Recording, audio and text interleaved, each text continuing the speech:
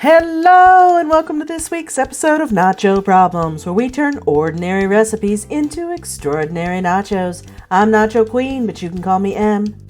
We're continuing our trek across Europe this week by wandering north to either Germany or Austria. Apparently there's some debate on this, but we're making Jägerschnitzel Nachos.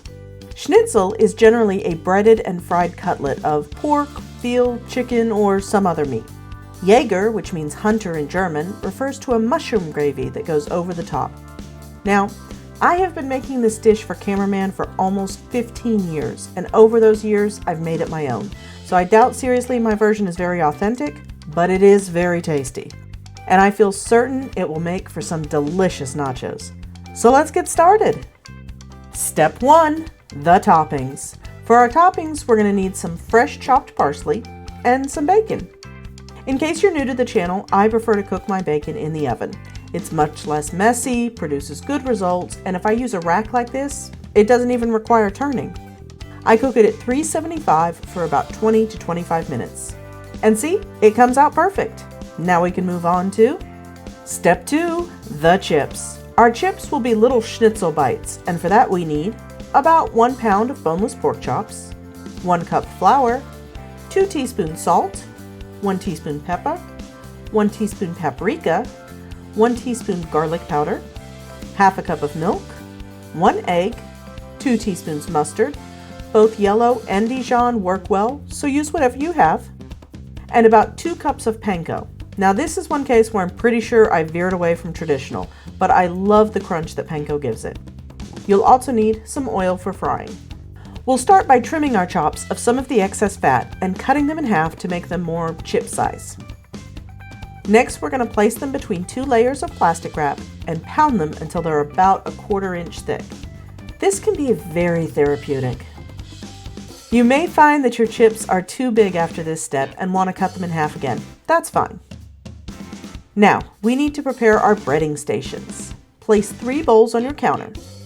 Into the first bowl, combine the flour, salt, paprika, pepper, and garlic, and mix well. In the next bowl, combine the milk, mustard, and egg, and whisk slightly to make sure the egg is well incorporated. In the final bowl, add the panko. We're going to take each cutlet and coat it first in the flour, then the milk, and finally the panko. You can do them one at a time, but as you can see, I like to get a little assembly line going. Once all of your cutlets are breaded, it's time to fry. I've heated about 1/4 inch of oil in a deep pan to about 350 degrees Fahrenheit. We're going to carefully add our cutlets to the oil and fry for about 3 to 4 minutes before turning and frying for another 2 to 3 minutes.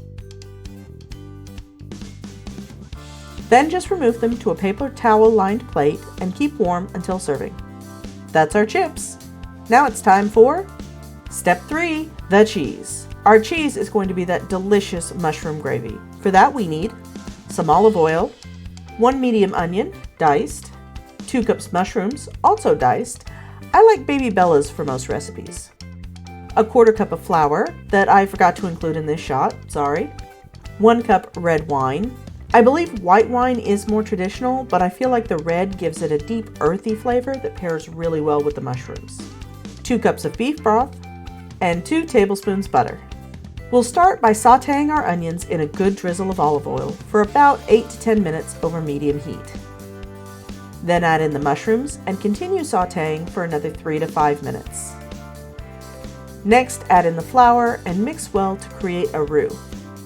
Cook this for about 2 minutes, stirring constantly. Now add in your red wine and continue to stir for another 3 minutes. Next comes the beef broth. Once that is fully incorporated, reduce the heat and allow to simmer for 15 to 20 minutes or until it's reduced by 1/3. Finally, remove it from the heat, add in the butter, and stir until melted. You may wish at this point to add a little salt and pepper, but that's optional. Well, I think we've got everything ready for Step 4, let's eat. Now, how many chips you want depend on how small you've cut them and how big your appetite is. This plate's for cameraman, so I think 4 should do it. Next, we're going to spoon on some of our sauce over the top. And finally, add some chopped bacon and fresh parsley. And we've got a plate fit for a hunter. Let's see if it meets with cameraman's approval. As I said, I've been making this recipe for well over a decade. There wasn't much chance he wasn't gonna love it. Well, that's all for this week. I hope you enjoyed it. If so, give it a like and please consider subscribing if you want to see more nacho videos. If you have an idea for a future video, you can leave a comment below or tag me on Twitter. I'm at NachoProblemsYT.